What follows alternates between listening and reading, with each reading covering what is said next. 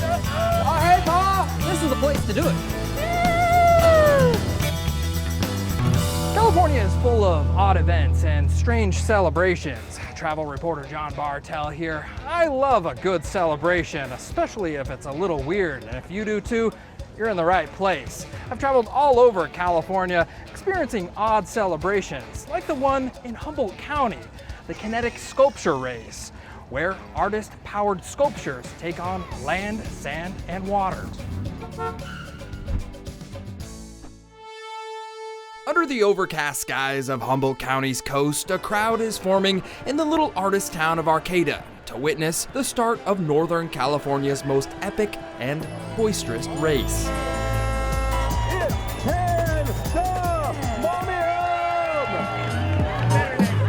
This is the Kinetic Grand Championship, a local tradition that's part art, part engineering, and a lot of chaos. Though it looks like a parade, it is far from it. The Kinetic Sculptures, as they're known, are about to embark on a 50-plus mile journey over land, sand, water, and mud, and they do it under their own power. No engines, no electric motors, and no rockets are allowed. Organizers do, however, make an exception for flames or bubbles. I'm not very sure that all of these are going to make it. What are these competitors racing for, you ask? It's all for the glory. For the glory! For the glory! For the glory! The glory. The glory means something different to each racer, but if you ask organizer Jeno, also known as Queen Jeno, the glory is about carrying on a tradition that started in 1969 by beloved artist and Kinetic race founder Hobart Brown. He was curious, he was creative, he loved chaos, he was the life of the party. As legend goes, Hobart Brown built a 5-wheeled tricycle he called a pentacycle. One of his artist friends saw that pentacycle and challenged Hobart and some other artists to a race. It was such a success that Hobart held it every year since. It's really exciting that there's almost like 50 teams, and we've had as many as 100 teams, and people just show up. Hobart passed away in 2007. It was a huge loss to the Kinetic race community, but his legacy still lives on at the Kinetic Lab in Arcata, where you'll find sculptures of races past, each with their own unique name. The hippo, Night of the Iguana, Flash Gordon. Today, the Kinetic Grand Championship is a 3-day event held on Memorial Day. Competitors push, pedal, and bounce their way along 50 miles of Humboldt County coast from Arcata to Ferndale.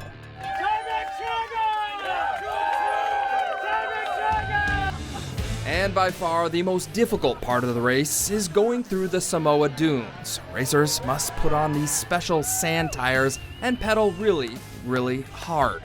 As you can see, this is not necessarily a race of speed, but more just trying to keep it all together. Look here! I'm out. Something's not Something broke! The chain. Something broke! And as you can imagine, keeping it all together is tough. Breakdowns are pretty much inevitable. Very common. Very common. If you're not breaking down, you're not trying. They look a little pokey. They are. They are. The Kinetic sculptures that survive the sandy dunes move on to day 2, a race across Humboldt Bay. Once again, racers must add modifications to their sculptures in order to get them to float. Have you tested it before? A little bit. In about 30 minutes. We're going to test the water, in a few moments here. For some people, floating is all they do. Each team has their own idea how to propel themselves in the water, and some Kinetic sculptures work better than others. Have we diagnosed the problem? We ate too many tacos last night. Obviously, racers could make more aerodynamic and maneuverable Kinetic sculptures, but speed alone won't win this race. Judges choose a champion based on a number of factors. So it's art and engineering and speed and pageantry. Pageantry is a big part of the final day of racing. For those who make it to the finish line, in the Victorian town of Ferndale, they do their best to show off what's left of their Kinetic sculptures. We are addicted. We love it. The crowd, the fun, the festive, the friendliness. In the end, it's not about who wins or loses the Kinetic Championship. It's about the glory and carrying on a tradition that a fun-loving artist started more than 50 years ago. He started the whole thing, and I think we just follow him, and he's with us even though he's not here physically. He inspires us. Well, you might want to put on your tinfoil hat for this next celebration. Let's head over to Humboldt County for an out-of-this-world celebration welcoming alien life forms with open arms during the annual Bridgefest event in the small community of Bridgeville.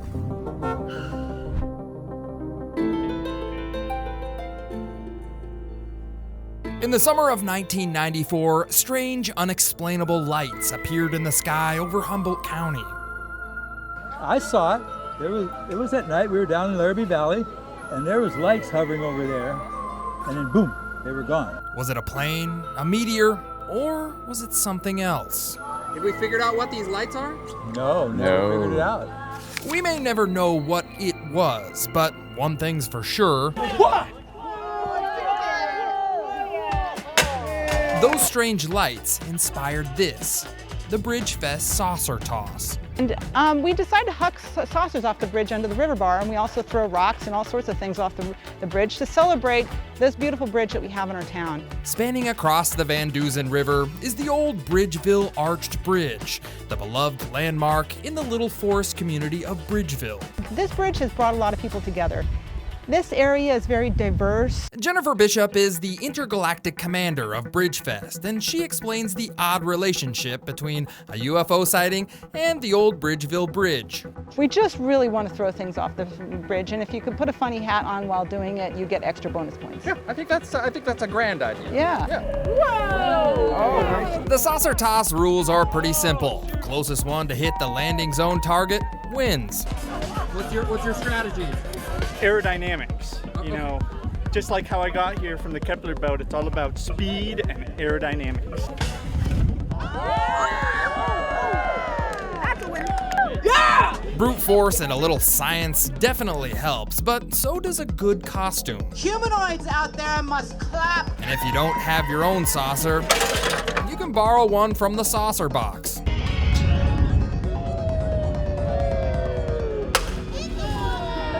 Those guys at the bottom of the bridge are the spacecraft recovery team. Well, I can attest that throwing saucers off a bridge is pretty fun, but the bridge itself has a major historical significance to Humboldt County. So yeah, this was the main bridge to get across the Van Duzen River. There was no other bridges. Built in 1925, the Bridgeville Bridge was one of a series of newly designed concrete bridges on Highway 36, constructed by American engineer John B. Leonard. And people did not like them at first because it was a different design, and so they actually criticized him quite a lot. Swollen with record amounts of rain are pouring across access routes, destroying bridges and inundating entire communities. Highway 36 runs through the Six Rivers National Forest, an area hit hard by the Great Flood of 1964. Though John Leonard's bridge design was a bit odd, they did hold up. And only his bridges were the only ones that survived in this area, and then his bridges became very famous and well loved. John Leonard's narrow but strong bridge held up to flooding, but it couldn't hold up to modern traffic. In the early 1990s, a much wider, traffic-friendly bridge was built up the road and actually bypassed the town of Bridgeville altogether. The town was very distraught that they were going to fall off the map. The hoopla spread across the country when the little Humboldt County town of Bridgeville became the first community ever sold on eBay. Various levels of mafia, people have come through. There's been religious cults and all sorts of people that want to have their own little town, but no one can quite pull it off. Come on, little people, little aliens. Right now, it's not clear what the new owners will do with the town, but so far, Bridgeville hasn't fallen off the map.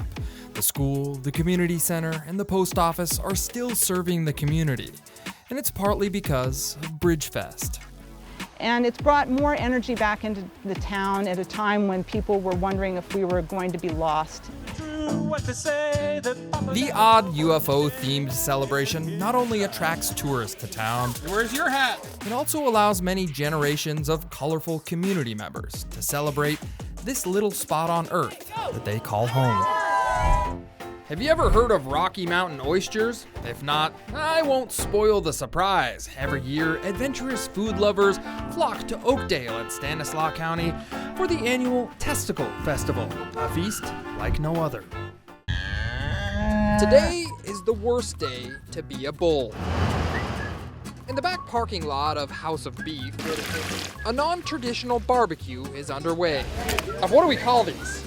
They're calf fries or calf nuts. Testicles, how's that? Today is the annual Testicle Festival, the Oakdale Rotary Club's biggest fundraiser. Now, in the old days, they just threw them on the campfire. Lee Scaife started the odd event 36 years ago. I'll let him tell the story. In this area, which is a ranching area, there's a lot of people who put on individual little feeds, nut feeds. So I thought to myself, well, why don't the Rotary put on enough feed so that the whole populace could have a chance to taste these things? The Oakdale delicacies have many names: cowboy caviar, Montana tenderloins, calf fries, but you may know them as Rocky Mountain oysters. Well, about the right time of year, you make the bull into a steer. I see that I may have to edit some of this. Yeah. Now, preparing for an event like this is no easy task. It takes Rotarians 8 hours to cook the 477 pounds needed for the festival. This is not a delicate process, is this? At this point, not so much. No. All kidding aside, the festival helps fund a lot of school and local projects in this small community. What happens is a lot of the people who never see each other in town come to this program. One of Mark Twain's best-selling short stories was inspired by Calaveras County. It all started with a bet in a saloon and a certain high-jumping amphibian. I won't spoil the tale, but you can experience it for yourself at the annual Jumping Frog Jubilee in Angels Camp. There's a fierce competition going on at the Calaveras County Fairground. Yeah, I want to win. And all eyes are on the contenders. 7 times 2 world records. It could be anyone's game. 3, 2, 1, drop it. Come on, stay behind it. Stay behind it. Stay behind it. Now chase it. Welcome to the Calaveras County Jumping Frog Jubilee, a 90-year tradition inspired by author Mark Twain. The basic storyline is 2 miners bet on a couple of frogs on whose frog could jump the farthest. The book is called The Celebrated Jumping Frogs of Calaveras County, and Mark Twain put the little town of Angels Camp on the map. It also made bullfrogs, the most wanted animals in town. All right, well, without frogs, you can't have a Jubilee. So the only way to get these guys is to catch them in the wild. There's one down in the corner of the lake here. This is Mike Nash. Right there, Dad. And his daughter Rachel. And they're the designated frog catchers. Well, right now I'd say he's big enough for competition. Mike is the frog spotter. When you shine your light on them, eyes reflect back at you. Rachel is the frog catcher. How long have you been doing this? Honestly, probably ever since I could crawl. Rachel makes frog catching look easy. Me, on the other hand, I could definitely use some practice. Frog catching is definitely a skill. I touched him. I didn't get him, though. A skill I don't have. That's 3 misses. And... Yeah, 3 misses. I feel like I'm not helping the cause here at all. St. Piran's Day honors the patron saint of Cornish tin miners, typically celebrated in the UK, but every March, 2 rival mountain towns in Nevada County put their own spin on the holiday with a food fight in the city of Grass Valley. Every year on the first weekend of March, people and their dogs from all over the Sierra foothills make their way to the little gold rush town of Grass Valley.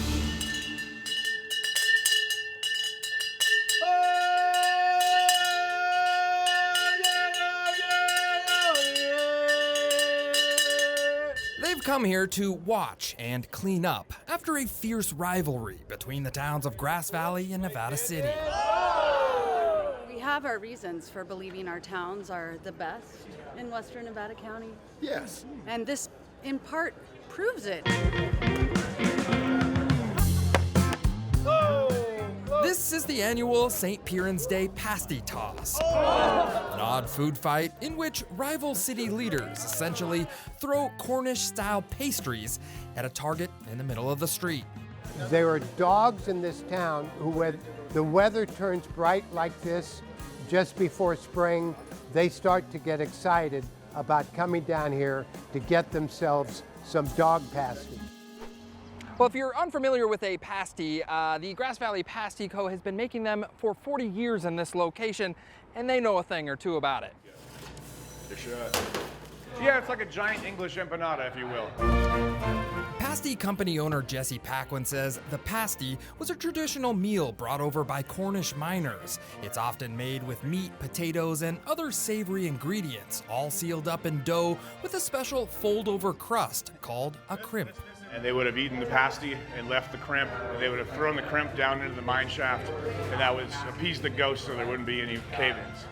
The Pasti Toss is an homage to all the tinners, which were Cornish tin miners who left Cornwall, Great Britain to work in the gold mines of both Grass Valley and Nevada City. Before World War I, 3/4 of Grass Valley, Cornish.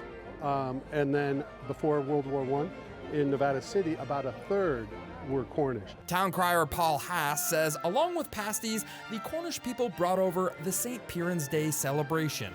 And St. Piran is the patron saint of Cornish miners, and there's a whole legend that goes on beyond that, where he lived to be 305 and was a jolly fine celebrator as well. Paul says the way Grass Valley celebrates St. Piran's Day is much different than how the Cornish would celebrate. For one, the Cornish people don't toss pasties at large targets in the streets. Smash! Smash! Or let kids smash the pasties with hammers. And they most definitely don't make the pasties out of dog food. Hey, John Bartell here. We're traveling to California's quirkiest events. Up next, we're heading to Tuolumne County, where every year people line up to race outhouses at the annual Twain Harte Royal Crapper Derby.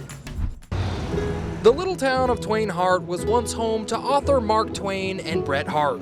On your mark. Today, they're known for this. And they're off and running. It looks like right now it's to the even heat. Welcome to the Royal Flush Crapper Derby, a race in Twain Harte solely for outhouses. The Crapper Derby is the local Rotary Club's biggest fundraiser, and as you can imagine, it attracts an eclectic crowd. New curtains, we're going patriotic this year. The man who came up with this odd event is Terry Northcutt. You're racing outhouses. How much more Americana could you be? Terry says the race was sort of a morale booster after fire burned through Tuolumne County in 2013. Talked about doing another poker night or something like this, but everybody's doing poker nights. We wanted to think outside of the box. Well, they didn't get that far outside the box because everyone in this race is inside one. To be compliant in outhouse racing rules, it has to be a minimum of 6 feet in height. It has to have 9 square feet that is within an enclosure of some sort. It also has to have a hole to ground. The rules are pretty simple. The fastest outhouse to make it down the 200-foot raceway moves on to the next round. Well, I liked it. It's good to have some small town rivalries. Just get out here and have fun. Believe it or not, but this isn't the only Crapper Derby. The winner in Twain Harte will compete again in Virginia City, Nevada for the Crapper Derby Finals. In the northeastern corner of California, farmers in Modoc County call in reinforcements to tackle crop-destroying rodents. At the Cedarville Squirrel Wars, hunters with the best aim help protect the fields and compete for a prize. Squirrels menace your crop. Kill them.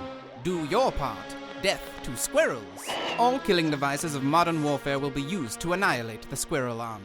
While U.S. soldiers were fighting the Germans in World War I, California was fighting a war of its own. We are at war with squirrels.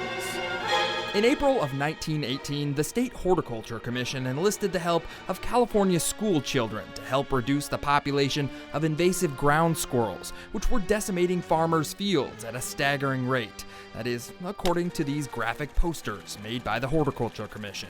$30 million in annual losses. Slay the mother squirrels during breeding season now. The war on squirrels, it was no joke. This was an actual part of California history.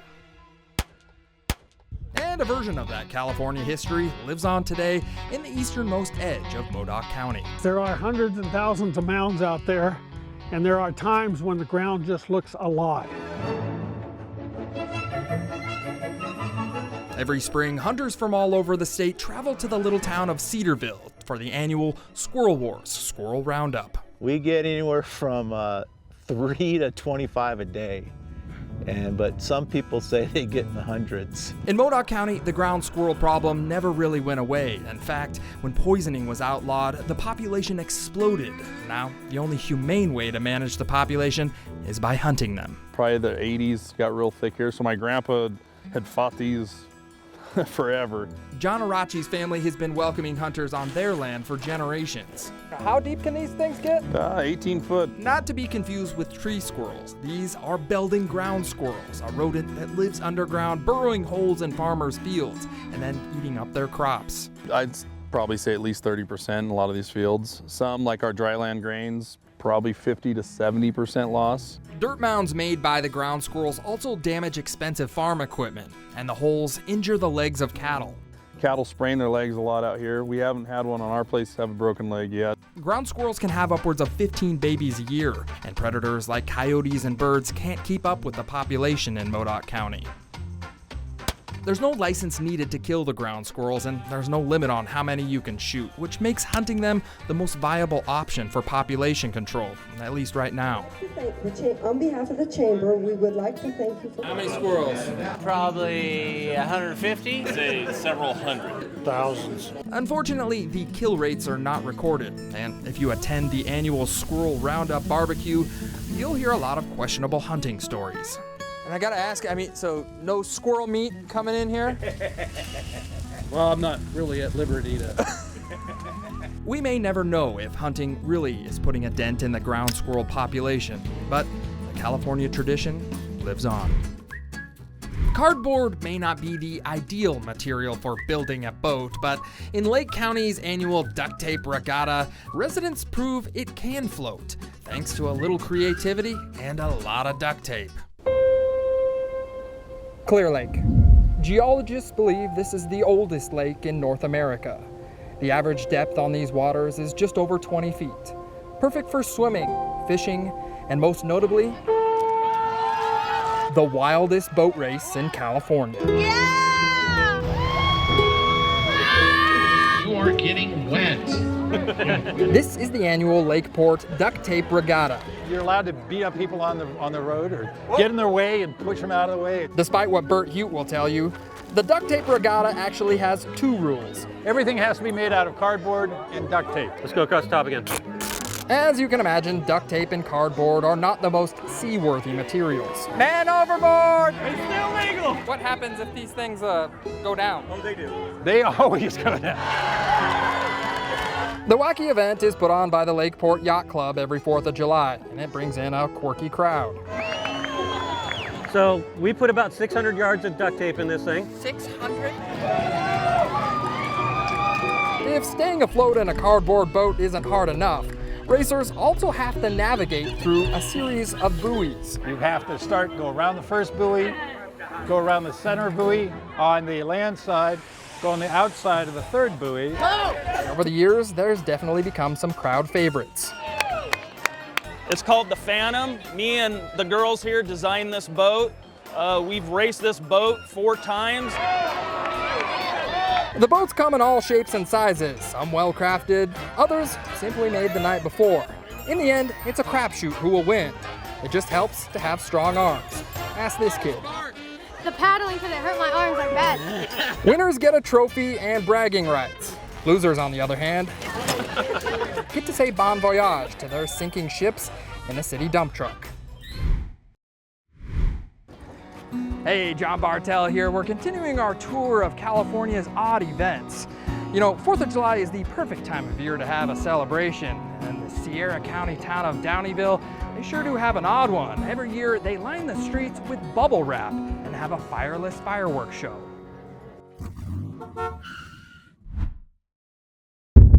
The saturated mountains of Tahoe National Forest are putting out a spectacular display of color. The color is a vibrant green. From the deck of the Saddleback Fire Lookout Station, Tony Kelsey is watching for a specific color change. It's a little deceiving. We have a fair number of dead trees in the forest. The last thing Tony wants is for dead brown trees to turn firecracker orange. No fireworks in the National Forest, and we had some last night. So it's been a long-standing law that fireworks are not allowed in the Tahoe National Forest, but if you listen very, very closely in the direction of Downeyville, you may just hear something that sounds an awful lot like fireworks. Welcome to Downeyville's fireless firework display. Yeah, the rolls are 4 feet wide, 250 feet long. If you can't tell, that's 2 large rolls of packing bubble wrap. We cannot have fireworks in Sierra County. Dan and his wife Ingrid started the fire safe tradition 14 years ago. And I saw the bubble wrap roll in the packaging aisle, and I said, let's do it. The fireless display spans most of Main Street, but despite its length, the show doesn't last long. We're coming up on the grand finale! What do you like about it? I like that it was loud and you were able to run on it. It can be hard to celebrate 4th of July without fireworks, but when your town is surrounded by a fragile forest, the people of Downeyville have found a way to do it safely. Well, thanks for watching Bartell's Backroads Special Edition Odd California Celebrations. I hope it inspired you to take a little road trip of your own. I'm John Bartell. Hope to see you on the Backroads.